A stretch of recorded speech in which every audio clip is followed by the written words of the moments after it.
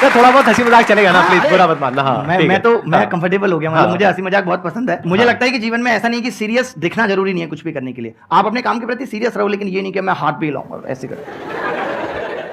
तो जब हमने ये शुरुआत की, हम दिल्ली आ गए भाई, हमने पढ़ाना भी शुरू किया। हमने 2013 में किताब लिखी, पिता बोले किताब लिख रहा हूं मैं, करोड़ों रुपए कमाएंगे। किताब एकदम सुपर महाफ्लॉप, क्योंकि जब आपको कोई जानता नहीं है तो आपकी किताब पढ़ेगा क्यों। हमने 2000 किताबें छपवाई, कोई बिकी नहीं, मतलब 2-4 बिकी। और जिसने ली वो बोला किताब बहुत अच्छी है। मैंने कहा दोस्तों को बताओ, लेकिन ले कोई नहीं रहा, क्योंकि जब तक आपका नाम नहीं है, नाम बनाना बहुत बड़ी बात है, मैं आपको बता रहा हूँ।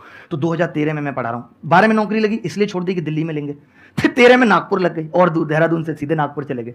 जब मैं लौट के आया, मैं कोचिंग में गया, लोग बोले आपको 650 रुपये घंटे पे रखेंगे, जबकि उससे पहले मैं 1450 रुपये घंटे लेता था। आज मैं आपको बता दूं, मेरी ज्वाइनिंग फीस 50 करोड़ है और मैं 1,29,000 रुपये घंटे लेता हूँ पढ़ाने के। मेरे को थोड़ा झटका लगा है, तो मैं थोड़ा समझना चाहूंगा, आप क्या कह रहे हैं मेरी ज्वाइनिंग फीस 50 करोड़ रुपए है? मैं अभी कहीं पढ़ा रहा हूँ, कहीं काम कर रहा हूँ, आप आगे बोलो कि यार अब आप हमारे यहाँ आ जाओ वहां से छोड़ के सब कुछ। तो मैं 50 करोड़ डिमांड करूँ, कराए मैंने अभी कल परसों किसी को। अच्छा ठीक है। 2017 में मुझे ऐसा लगता है कि एक नॉर्मल मेंटेलिटी के हिसाब से मुझे टूट जाना चाहिए था। मुझे खुद लगता है कि मैं क्यों नहीं टूटा, बट मुझे टूट जाना चाहिए, क्योंकि आप सरकारी नौकरी छोड़ चुके हो, यू हैव नो ऑप्शन भी, आपके पास कुछ नहीं है। पढ़ाने में आप ऑलरेडी एक बार फ्लॉप हो चुके हो, आप फिर दोबारा कैसे उस जगह आ सकते हो जहां आपके पास एस्टेब्लिशमेंट का भी पैसा नहीं है। मैंने एक फ्लैट मोबाइल बेच के लिया जो इंटरकनेक्टेड होते हैं दिल्ली में, आपको पता है, ये मुखर्जी नगर में। और मैं और मेरा भाई बैठा, हम सुबह स्टूल खुद लगाते थे। आपके भाई भी आए हुए हैं यहाँ पे? हाँ। अरे नमस्कार जी। इसके बाद ये हुआ कि मुझे आपकी कहानी सर इंटरेस्टिंग होती जा रही है, मेरे को ये जानना है कि अभी यूट्यूब कहाँ से आया? वही लेके आ रहा हूँ, वही पहुंच रहा हूँ। तो 2017 में सब कुछ खत्म हो गया, भाई 650 रुपये घंटे पढ़ाना तो था ही, तो मैंने कोचिंग में भी शुरू कर दिया 650 ही सही। मतलब मैंने ये नहीं सोचा कि मैं तो इतना बड़ा टीचर था। मैंने, लोग जनरली क्या करते हैं, जब बड़ा हो जाते हैं और जब वो टूटते हैं तो वो छोटे काम नहीं करते, बट मुझे ऐसा लगता है कि कर लेनी चाहिए, वक्त के हिसाब से कुछ भी बुरा नहीं है। तो मैंने कर लिया, मैंने अपनी कोचिंग भी खोल ली। मैं सुबह स्टूल लगाता था और बाहर जाके खड़ा हो जाता था, क्योंकि बच्चों को लगता था कि हम तो बड़े आदमी हैं, ये वो, टीचर को बच्चा बड़ा मानता है। तो मैंने कहा इनको ये ना लगे कि मैं ऐसी जगह पर रह के यहीं पढ़ाता हूँ, यहीं खोलता हूँ। तो हम सुबह स्टूल लगा के नीचे बैठ जाते थे, रात को उसी में पलंग डाल के सोते थे। और धीरे धीरे करके उन्होंने थोड़ा थोड़ा पैसा भी देना शुरू किया, ठीक चलने लगा। उन्हीं में से एक लड़का बोला कि जो आप पढ़ाते हो ना, मेरे को 4 साल हो गए हैं धक्के खाते हो, मैंने ऐसा टीचर नहीं देखा, आप बहुत अलग बताते हो, ऐसा कोई नहीं है। तो उसने एक टीचर भी दिखाया कि ये देखो फेसबुक पे वीडियो डाला, 10,000 व्यू आया, 10,000 लोग। मैं तो व्यू नहीं जानता था उस टाइम, सब्सक्राइबर नहीं जानता था क्या होता है, क्योंकि मेरी टेक्निकल नॉलेज बड़ी कम थी। तो मुझे तो नॉलेज, मैंने 10,000 लोग देख रहे हैं तो बहुत बड़ी बात है। तो अच्छा, तो वो बोला आप वीडियो बनाओ। मैंने कहा यार नहीं, क्योंकि उस टाइम डर लगता है, आपके रिश्तेदार क्या कहेंगे, आप एक ऑलरेडी हारा हुआ फील कर रहे हो। तो मैंने उसको यही बोला, मैंने कहा चलो वीडियो बना लेते हैं। और ये बात है 3 अक्टूबर 2017 की। वो बंदे ने वो वीडियो हमें बिना बताए अपलोड कर दिया चैनल। 6 दिन के अंदर वो वीडियो, उसके 701 सब्सक्राइबर थे, 1 लाख सब्सक्राइबर उस टाइम पे हो गए और 1 मिलियन लोगों ने देखा। आपकी पहली वीडियो ही वायरल हो गई? वायरल हो गई थी पहली ही, डायरेक्ट, ये नहीं कि कई बनाई है। ठीक है, मैं यहाँ पे आपसे समझना चाहूंगा ऐसा क्या था उस वीडियो में, मतलब मुझे अलग क्या था उसमें? अगर इसमें से काफी लोग जानते होंगे तो जानते होंगे, मैंने ऐसी चीजें बनाई हैं जो इस ब्रह्मांड में भी, गणित में पहले कहीं नहीं थी। मैं ट्राइंगल का एंगल 0 कर देता हूँ, जो कहीं नहीं था। ट्राइंगल का एंगल 0 करके सवाल का आंसर। मुझे समझ नहीं आया, लेकिन अच्छा लग रहा है सुनने में। मेरे कॉन्सेप्ट ये थे कि रेक्टेंगल को लात मार के समचतुर्भुज बना दो, रोम्बस बना दो। अच्छा। इस तरीके के कॉन्सेप्ट थे कि स्क्वायर को लात मारो तो ये बन जाएगा। तो नहीं, तो आपकी उस पहली वीडियो में ऐसा क्या खास था कि इतनी तेजी से ये था, वायरल हो गई? मैं बताता हूँ। उसमें ये था कि मैंने जो चीजें बताई थी, जिन क्वेश्चंस को करने में लोग फंस रहे थे और 2-2, 3-3 मिनट लेते थे, उसका मैंने एक ऐसा जुगाड़ बता दिया था कि ये लगाएं। और वो एक बड़ा जेन्युइन जुगाड़ था। मुझे अभी भी लगता है कि वो पहले किसी ने क्यों नहीं सोचा, मैंने ही क्यों सोचा। तो एक बहुत क्लियरिटी, जैसे लोग कहते हैं कि आज वैल्यू पिट कर लो, तो मैंने उस पर क्लियरिटी थी कि क्यों कर लो और कब कर लो। और मैंने उसमें अपनी किताब का नॉर्मली जिक्र किया था। लोगों को लगा ये आदमी ऐसा क्या बता रहा है, इसकी किताब में क्या होगा। मेरी किताब पढ़े 5-5, 6 लाख की बिकने लगी। किताब है ही नहीं, एग्जिट ही नहीं कर रही, फ्लॉप हो चुकी, तो पढ़ी है, छपा ही नहीं हमने, लेकिन वो बिकने लगी वेबसाइट से। वो बड़ा मजा आने लगा। भाई बोला भाई किताब ऑर्डर दे दो यार, किताब ऑर्डर दे दो।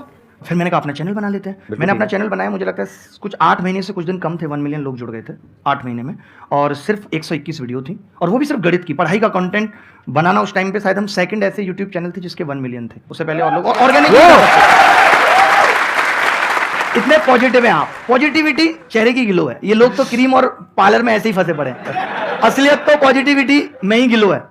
मेरे को ये पूछना था कि सर, जो लाइफ में अब एक सीरियसनेस अभी तक नहीं आ पा रही है, जब अब करियर का मेन एक पॉइंट आ चुका है जहाँ से टर्न करना है लाइफ के गोल पे, पर सर अभी तक वो सीरियसनेस नहीं आ चुकी है, क्योंकि स्कूल लाइफ खत्म हो गई, कॉलेज लाइफ खत्म होने वाली है। देखिए, ये तो सारा गेम प्रैक्टिस का है। जैसे आप देखते होंगे कि जब हम जिम में जाते हैं तो हम डंबल उठाते हैं, हम ये एक्सरसाइज करेंगे तो एक दिन में नहीं, ये हमारे बनने लगते हैं।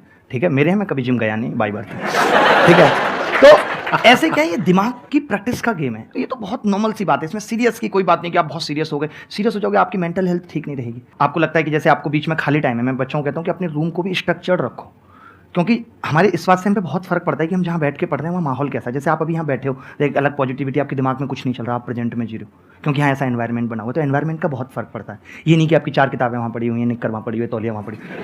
आप रूम भी ऑर्गेनाइज वे में रखो, अपनी टेबल पे बैठ के आप सोचो कि आपने 2 घंटे पढ़ लिया, धीरे धीरे करके टाइम बढ़ेगा, 1 घंटा बढ़ाओ, 1 घंटा लगाना, आपको पता है कि इसी से कुछ होगा। नहीं हो पा रहा है रूम में, आप लिख के टांग लो, बेटा पढ़ ले नहीं तो तेरा कुछ नहीं होगा, रिश्तेदारों को क्या जवाब देगा, माँ को क्या जवाब देगा। हम मोटिवेशन ढूंढते हैं, हमारे घर में है, हमारी माँ इतने दिनों से 1 साड़ी 2 साड़ी में जीवन गुजार रही है, जिसने अपने सपनों को दबा के हमें यहाँ तक पहुँचाया है। तो इससे बहुत कुछ मिलता है कि नहीं मुझे कुछ करना है यार, मैं कैसे नहीं करूँगा, इतने सारे लोग कर रहे हैं, सबको बराबर वक्त मिला हुआ है, तो क्या ऐसा है, हमें लोगों से सीखने की जरूरत है। आज क्या है, स्ट्रेटेजी सबके पास है बट इंप्लीमेंट नहीं कर पा रहे।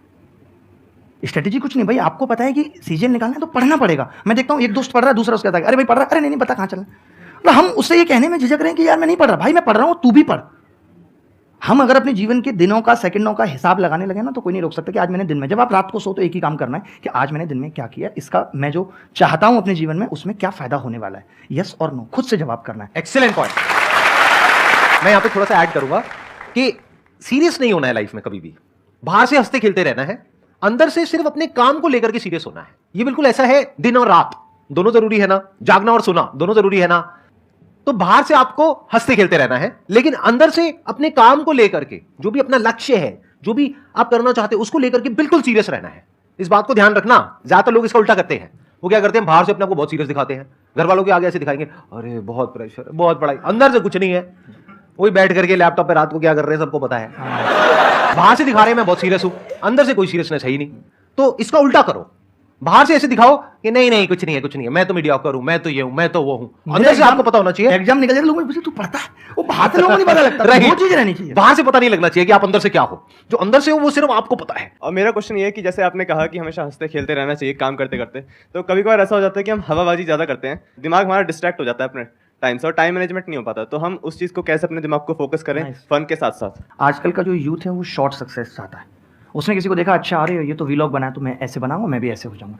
पहली बात तो जीवन में अगर कुछ भी आपको लगता नहीं कि बड़ा जाना है तो कभी कॉपी मत करना, एटलीस्ट टाइम टेबल भी कभी किसी का कॉपी मत करना। हर इंसान की एक अपनी अलग अलग पहचान है, तो आपका टाइम टेबल भी ऐसा नहीं कि मैं किसी टॉपर का मैंने टाइम टेबल कॉपी कर लिया तो मैं आगे बढ़ जाऊंगा, नहीं। अगर आपको अपनी स्ट्रेटेजी इंप्लीमेंटेशन करनी है, हो सकता है किसी को रात में पढ़ने में मजा आता है, हो सकता है किसी को दिन में पढ़ने में मजा आता है। तो ये बात उन्होंने बहुत सही पूछी और ऐसा हो रहा है आजकल। आप हवाबाजी बाहर लाख कर लो, आपको अपनी सच्चाई पता होनी चाहिए। और एक बात इन्होंने पूछी टाइम मैनेजमेंट की। आप मुझे बताओ, आज से 50 साल पहले कहीं एक जगह से दूसरी जाने तक प्लेन नहीं था, खाना बनाने के लिए गैस नहीं थी, कुकर नहीं था। उस वक्त हम जो अपने माँ बाप से सुनते हैं, कोई ये नहीं कहता था बहुत बिजी है। आज हर आदमी, everyone is busy without any work. अभी मूवी का पास देखो, तुरंत निकल जाएंगे लेके उसको। तो टाइम मैनेजमेंट की दिक्कत, जैसे जैसे दौर बदला, लाइफ को आसान बनाने की चीजें आई, तो हमने उनका दुरुपयोग ज्यादा शुरू कर दिया। लाइक मोबाइल इसलिए आया कि एक इन्फॉर्मेशन पहुंचानी है, बट हम उस इन्फॉर्मेशन से, आज आप कितने लोग आप में से ऐसे होंगे कि मोबाइल जिस काम के लिए उठाते हैं, हालत ये वो भूल जाते हैं और पता चलता है इंस्टाग्राम व्हाट्सएप पे जिस काम के लिए मोबाइल उठाते वही भूल गए। सोशल मीडिया पे आपने अपने 2-3 घंटे 4 घंटे खराब कर दिए तो उसके बाद में आप पढ़ने लायक हालत में भी नहीं रहोगे, क्योंकि बॉडी पूरी स्टिफ हो जाएगी और माइंड भी धज्जियां उड़ जाएगी। रिग्रेट होगा उसके बाद, राइट। तो ये भी समझो कि किस तरह से अपने टाइम को यूटिलाइज करना है। बाहर खेलने जाओ, वो हम नहीं करेंगे। हम क्या करेंगे, कंप्यूटर पे बैठ करके वीडियो गेम्स खेलेंगे। अरे उसकी बजाय आप बाहर खेलो ना, जाकर के 1 घंटा खेलो, 2 घंटा खेलो, 3 घंटा खेलो, कौन रोक रहा है। वो आपको पढ़ने में मदद ही करेगा, क्योंकि आपकी फिजिकल फिटनेस बेटर होगी, उससे मेंटली भी आप बेटर फील करोगे। ये जो होता है ना, कई बार माइंड में बहुत सारे थॉट चलने लग जाते हैं, एक ऐसी स्टेट आ जाती है जब कुछ समझ नहीं आ रहा होता है कि क्या करें। वो इसलिए है क्योंकि आप बैठे हुए हो और एनर्जी अंदर अटकी हुई है, उसको रिलीज करो। जा करके पार्क में दौड़ लगा करके आओ, आधा घंटे की, 1 घंटे की। जब कभी मेरे साथ में ऐसा होता है तो मैं तो सीधा जाता हूं, जॉगिंग करता हूं।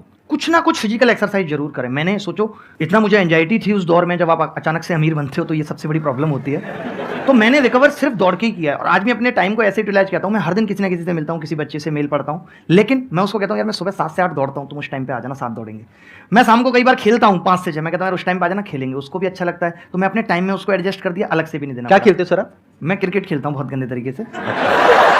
फार्म हाउस है, काफी हमने बना रखा है, बहुत अच्छा। तो क्रिकेट का तो मुझे भी बहुत शौक है, मैं आना चाहूंगा आपके फार्म हाउस पे खेलने के लिए। बहुत मजा आएगा, और इंस्टेंट आपको हम ताजे गाय के दूध की चाय पिलाएंगे। हमारे पास गाय भैंस 2 फार्म हाउसेस हैं हमारे। हम भिंडी से लेकर के लौक की चीनी सब कुछ घर का खाते हैं, उसके अलावा बाहर का पक्का कहीं बाहर पीछे जाकर के मना मत कर देना कि नहीं नहीं वो कैमरे में था, ये दिखाने के लिए। रिसेंट आएंगे तो इतना मीठा भुट्टा की शायद शुगर फेल हो। मैं अगर अपनी पूरी फैमिली के साथ आऊं तो चलेगा? फैमिली के साथ ही चलेगा, पूल वगैरह सब कुछ है, बहुत बहुत